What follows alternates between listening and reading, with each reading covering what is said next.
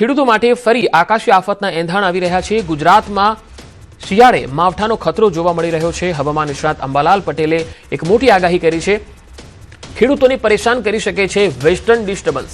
આ વેસ્ટર્ન ડિસ્ટર્બન્સની અસર શરૂ પણ થવાની છે। 48 કલાકમાં ગુજરાતના વાતાવરણમાં પલટો પણ આવી શકે છે। રાજ્યના ઘણા ભાગોમાં વાતાવરણમાં પલટો જોવા મળશે। કેટલાક ભાગમાં શિયાળે માવઠું પણ થઈ શકે। ઉત્તર ગુજરાતના કેટલાક ભાગોમાં વધુ અસર જોવા મળી શકે। ઉત્તર ગુજરાતના કેટલાક ભાગોમાં છાંટા પડી શકે છે તો સૌરાષ્ટ્રના પણ ઘણા ભાગોમાં થઈ શકે છે અસર।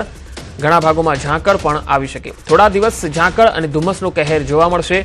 જાન્યુઆરીમાં વારંવાર પલટા આવી શકે છે। વાતાવરણ પલટાતા ખેડૂતોને થઈ શકે છે અસર। જીરું શાકભાજીના પાક પર વિશેષ અસર થઈ શકે। 2024માં જાન્યુઆરી ફેબ્રુઆરી રોગિષ્ટ રહી શકે।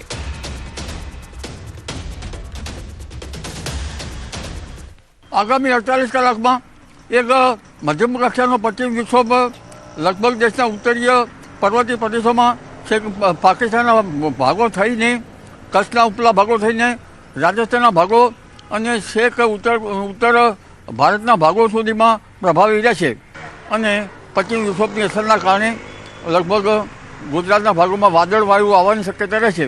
આ ઉપરાંત પવનની ગતિ રહેવાની શક્યતા રહેશે અને હવે ધીરે ધીરે ઝાકળ પડવાની શક્યતા રહેશે। લગભગ ધુમ્મસ જોવા જઈએ તો દેશના ઉત્તરીય પર્વતીય પ્રદેશોમાં ધુમ્મસ રહેવાની શક્યતા રહે, વિઝિબિલિટી ઘટે અને લગભગ મધ્ય સૌરાષ્ટ્રના ભાગો, દક્ષિણ સૌરાષ્ટ્રના ભાગોમાં કંઈક અંશે લગભગ જૂનાગઢના ભાગોના કોઈ ભાગમાં ધુમ્મસની શક્યતા રહેશે।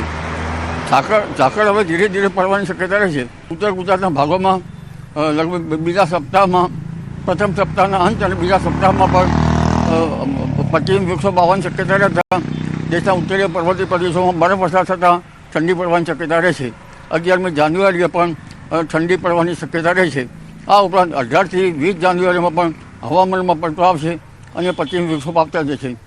લગભગ જાન્યુઆરીમાં એક પછી એક પશ્ચિમ વિક્ષોભ આવવાની શક્યતા રહેશે અને દેશના ઉત્તરીય પર્વતીય પ્રદેશોમાં હિમવર્ષા થવાની શક્યતા રહેશે, બરફવર્ષા થવાની શક્યતા રહેશે। એટલે લગભગ જાન્યુઆરીમાં જ ઠંડો રહેવાની શક્યતા રહેશે। વિપરીત હવામાનની વિષમના કારણે લગભગ ઊભા રવિ પાકોમાં અસર થવાની શક્યતા રહેશે। ખાસ કરીને લગભગ જીરા જેવા પાકોમાં વધારે અસર થવાની શક્યતા રહેશે।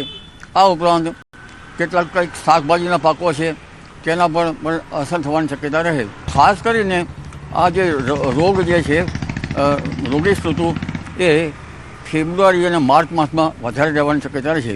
આથી આબાલવૃદ્ધ સૌ લોકોએ આ વખતે ફેબ્રુઆરી માર્ચમાં પોતાના તનની કાળજી રાખે એ રહેશે।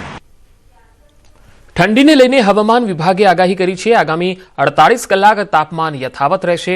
2 દિવસ બાદ 2 થી 3 ડિગ્રી તાપમાન ઘટી શકે। પૂર્વ દક્ષિણ પૂર્વના પવનો ફૂંકાયા। નલિયામાં સૌથી ઓછું 12.6 ડિગ્રી તાપમાન નોંધાયું છે તો અમદાવાદનું લઘુત્તમ તાપમાન 14.8 ડિગ્રી નોંધાયું છે। શહેરમાં વહેલી સવારે ધુમ્મસભર્યું વાતાવરણ જોવા મળ્યું છે। અમદાવાદ શહેરનો AQI 210 ને પાર પહોંચી ગયો છે। તો 2 દિવસ બાદ ઠંડી હજુ પણ વધી શકે છે। નલિયા સૌથી ઠંડુ શહેર નોંધાયું છે। છેલ્લા 24 કલાકમાં 12.6 ડિગ્રી તાપમાન સાથે નલિયા સૌથી ઠંડુ શહેર રહ્યું છે। જોકે અમદાવાદની જ્યાં સુધી વાત છે, અમદાવાદમાં તાપમાનનો પારો 14 ડિગ્રીની આસપાસ જોવા મળ્યો છે અને હજુ આગામી 48 કલાકમાં આ તાપમાન યથાવત રહેશે અથવા તો આનાથી પણ ઓછું રહી શકે છે। અમદાવાદમાં AQI પણ સતત વધી રહ્યો છે। 210 ને પાર પહોંચ્યો છે AQI, એટલે કે પ્રદૂષણનું સ્તર પણ ખૂબ છે। સાથે વાતાવરણમાં ધુમ્મસનો પણ કહેર છે। વહેલી સવારે અમદાવાદ શહેરનું જે વાતાવરણ છે એ ધુમ્મસભર્યું જોવા મળે છે। વાતાવરણમાં પ્રદૂષણનું પ્રમાણ પણ ખૂબ વધારે જોવા મળી રહ્યું છે। AQI 210 ને પાર છે। વધુ માહિતી મેળવીએ। સંવાદદાતા વિભુ પટેલ અમદાવાદથી મારી સાથે જોડાયા છે। વિભુ, એક તરફ ઠંડી જે છે એ ધીરે ધીરે હવે વધી રહી છે તો બીજી તરફ AQI પણ અમદાવાદનો ખૂબ વધતો જઈ રહ્યો છે। આ બંનેને કઈ રીતે સંકલિત કરી શકાય? AQI ઘટાડવા માટે શું થઈ રહ્યું છે અને ઠંડી આગામી સમયમાં કેટલી વધી શકે?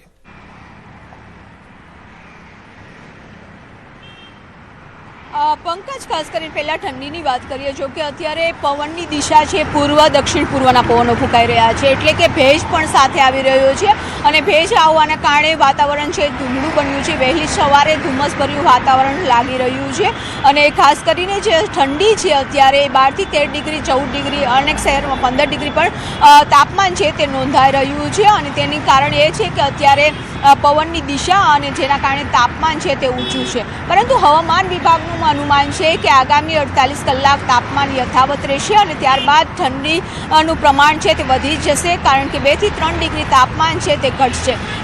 એટલે કહી શકાય કે નવા વર્ષની શરૂઆત છે તે ઠંડીથી થતી જોવા મળશે, પરંતુ ડિસેમ્બર છે તે સામાન્ય કરતાં ગરમ રહ્યો. જો કે અત્યારે એક્યુઆઈની વાત કરીએ તો અમદાવાદ શહેરમાં પણ વહેલી સવારથી જ ધુમ્મસભર્યું વાતાવરણ જોવા મળી રહ્યું છે. એટલે કે બે વસ્તુ અહીં જોવા મળી રહી છે. એક તો ભેજ પણ આવી રહ્યો છે અને સાથે પ્રદૂષણનું પ્રમાણ પણ વધી રહ્યું છે. એટલે કે જે લોકોને અસ્થમા હોય, શ્વાસની તકલીફ હોય તેવા લોકોને ખૂબ જ મુશ્કેલીનો સામનો કરવો પડે છે.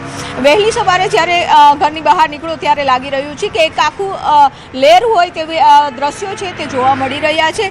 પરંતુ જે પ્રદૂષણ વધી રહ્યું છે, ખાસ કરીને એના અનેક પરિબળો છે અને પ્રદૂષણ અને ભેજનું પ્રમાણ આ બંને મિક્સ થાય છે. તેના કારણે જ આ વખતનો ડિસેમ્બર છે તે ગરમ રહ્યો હોય તેવું હવામાન નિષ્ણાંતોનું અનુમાન છે. જી વિભુ, આભાર સમગ્ર માહિતી આપવા માટે. તો અમદાવાદમાં એક તરફ ઠંડીનો પારો જે છે એ ધીરે ધીરે ઘટી રહ્યો છે અને એક્યુઆઈ જે છે એ પણ હવે વધી રહ્યું છે અને તેને રોકવા માટે થઈને હાલ પ્રયાસો પણ થઈ રહ્યા છે. જો કે ધુમ્મસ અને વાતાવરણમાં જે પ્રદૂષણ છે એનું સ્તર હજુ પણ સતત વધી રહ્યું છે. વલસાડ શહેરમાં મહિલાનું હાર્ટ એટેકથી મૃત્યુ થયું. મોગરવાડીના 60 વર્ષીય ભાવનાબેન પટેલનું મૃત્યુ થઈ ગયું છે. ફરસાણની દુકાન બહાર અચાનક મહિલાને હાર્ટ એટેક આવ્યો. સારવાર માટે હોસ્પિટલ ખસેડતા હાજર તબીબોએ તેમને મૃત જાહેર કર્યા. મૃતક તેમના પરિવારજનો અયોધ્યા જવાના હોય શોપિંગ માટે ત્યાં ગયા હતા અને સમગ્ર ઘટના સીસીટીવીમાં પણ કેદ થઈ છે. 60 વર્ષીય મહિલાને હાર્ટ એટેક આવ્યો અને તબીબોએ તેમને મૃત જાહેર કર્યા. આ તસવીરો જુઓ. મહિલા જે છે એ થોડીવાર માટે ગભરાય છે અને તેમને છાતીમાં દુખાવો થાય છે અને થોડીવાર માટે તે બેસે છે. બાજુમાં એક બીજા મહિલા છે એ તેમને જુએ છે કે શું થઈ રહ્યું છે અને ક્યાંક મદદ કરી શકે તેના માટે. તો આ રીતે આખો આ બનાવ જે છે એ બને છે અને ત્યારબાદ તેમને હોસ્પિટલમાં લઈ જવામાં આવે છે. જો કે ત્યાં સુધીમાં તબીબોએ જણાવ્યું છે કે તેમનું મૃત્યુ થઈ ચૂક્યું છે. તો 60 વર્ષની આ મહિલા જે છે તેમનું હાર્ટ એટેકથી મૃત્યુ થયું. આ ઘટના સીસીટીવીમાં પણ કેદ થઈ છે.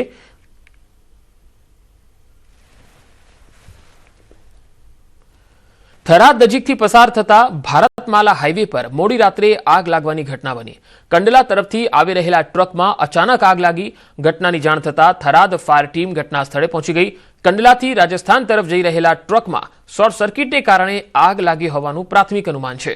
થરાદ ફાયર ઇમરજન્સી ટીમે સમયસર આગ પર કાબુ મેળવ્યો અને ટ્રકનું એન્જિન બળીને ખાખ થઈ ગયું છે.